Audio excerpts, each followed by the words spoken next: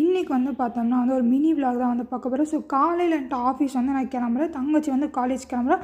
அதுக்கான ப்ரிப்பரேஷன்லாம் வந்து போயிருக்கு. காலையில் சாப்பிட்றதுக்கு வந்து பார்த்தோம் அப்படின்னா வந்து சப்பாத்தி, அதுக்கப்புறம் வந்து தொட்டுக்க வந்து குருமா வந்து பண்ணியாச்சு.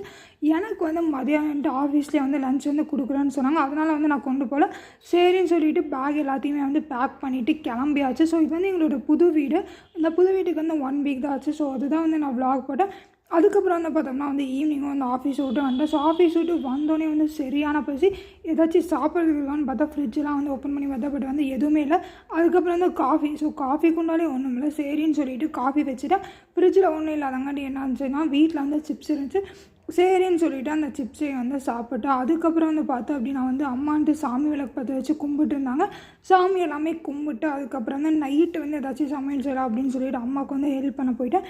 இதுதான் வந்து என்னோடய ஃபுல் டே விலாக். இந்த வீடியோ பிடிச்சிருந்துச்சி அப்படின்னா வந்து மறக்காமல் வந்து சப்ஸ்கிரைப் பண்ணிக்கோங்க. ஸோ உங்களோட ஈவினிங் ரொட்டீன் வந்து இதே மாதிரி இருந்துச்சு அப்படின்னா வந்து கீழே வந்து லைக் பண்ணிவிட்டு நம்ம சேனலை வந்து சப்ஸ்கிரைப் பண்ணிக்கோங்க. தேங்க்ஸ் ஃபார் வாட்சிங்.